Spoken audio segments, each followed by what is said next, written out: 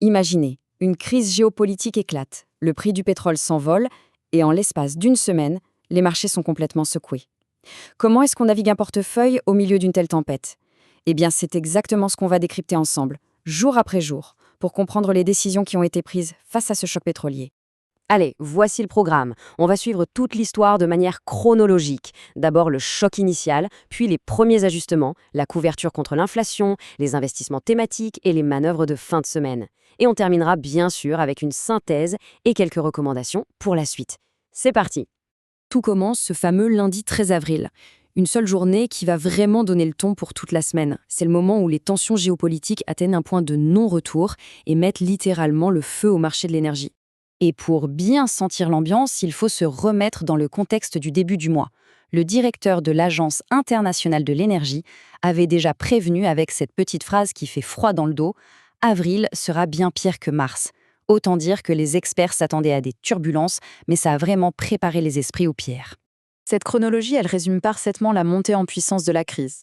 Tout s'accélère le 13 avril avec l'échec des pourparlers. C'est le véritable détonateur. Ça mène directement au blocus américain le mardi, et la réponse de Téhéran ne se fait pas attendre, créant un vent de panique sur la sécurité de tout l'approvisionnement mondial en pétrole. Et voilà l'impact. Brutal, immédiat. Le prix du Brent explose et pulvérise la barre symbolique des $100 le baril.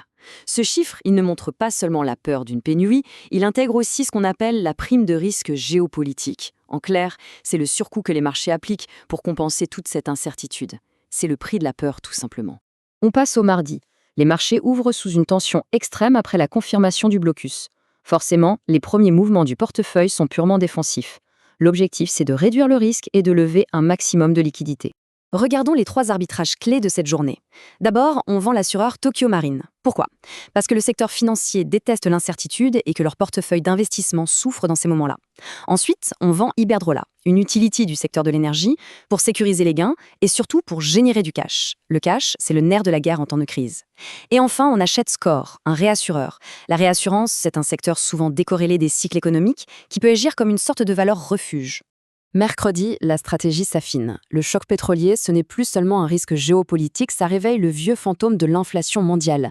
La thématique de la journée, c'est donc de se protéger, de se couvrir contre ce risque de hausse des prix généralisé. Et là, on a un arbitrage qui est fascinant. D'un côté, on vend Hermès, symbole du luxe, une valeur très cyclique qui souffrirait immédiatement d'une baisse de la confiance des consommateurs. Et de l'autre, qu'est-ce qu'on achète? Une protection directe contre l'inflation, un fonds d'obligation dont la valeur est indexée sur la hausse des prix. C'est limpide, on vend un risque pour acheter un bouclier. Pour être bien clair, une obligation indexée sur l'inflation, comment ça marche? C'est simple. Sa valeur nominale, le principal, s'ajuste en fonction de l'évolution des prix. Si l'inflation grimpe, la valeur de l'obligation grimpe avec elle. Ça garantit un rendement réel. C'est un outil de couverture super efficace quand un choc pétrolier vient nourrir la hausse des prix. Jeudi, c'est la journée des renforts. Après les premières manœuvres défensives, la gestion devient plus proactive, plus tactique. L'idée, c'est d'investir dans des thématiques bien précises qui pourraient même bénéficier de ce nouveau contexte géopolitique. La liste des achats de jeudi est très révélatrice. On voit qu'on renforce des positions défensives comme Score et on revient même sur Iberdrola, sans doute jugée de nouveau attractive après sa baisse. Mais le plus intéressant, ce sont les nouvelles lignes. Kongsberg, ThyssenKrupp, on est en plein dans la défense et le maritime. Et puis il y a des paris plus audacieux comme l'énergie des vagues ou même la Banque du Groenland. Mais alors, pourquoi ce virage? Et voilà la réponse. Cette annonce de l'Union européenne, c'est la clé de lecture. L'extension potentielle de la mission navale Aspides pour sécuriser le détroit d'Ormuz, ça crée une demande immédiate pour des technologies de sécurité maritime et des systèmes de défense navale. Du coup, les achats de Kongsberg et de ThyssenKrupp ne sortent pas de nulle part, ils s'inscrivent parfaitement dans cette lecture thématique du marché. On arrive à vendredi. La semaine se termine avec une décision stratégique vraiment majeure. Une vente très significative qui anticipe cette fois les effets en cascade de la crise sur l'économie mondiale et sur toute la chaîne logistique. Pour bien comprendre la décision du jour, il faut visualiser l'importance critique du détroit d'Ormuz. Ce graphique est très parlant. 1/5 du pétrole mondial passe par là. Ce n'est pas un problème local, c'est un séisme pour toute la logistique mondiale. Si ce point de passage est perturbé, c'est toute la machine économique qui commence à gripper. Et donc, le mouvement clé du vendredi, c'est celui-ci, la vente totale de la position sur Maersk. Alors, vendre un géant du transport maritime en pleine crise logistique, ça peut paraître contre-intuitif, n'est-ce pas? Mais la logique derrière est en fait très solide. Et voici pourquoi. Premièrement, les coûts d'assurance pour les navires explosent dans la région. Deuxièmement, le risque géopolitique global pèse sur les opérations. Mais surtout, le troisième point est crucial. L'OPEP anticipe une baisse de la demande mondiale. Et ça, c'est la double peine. Moins de marchandises à transporter et des coûts qui s'envolent. C'est la recette parfaite pour une compression des marges. Vendre Maersk, c'est anticiper cette mauvaise nouvelle. Bon, on a vu le détail de la semaine. Maintenant, terminons cette analyse en prenant un peu de hauteur.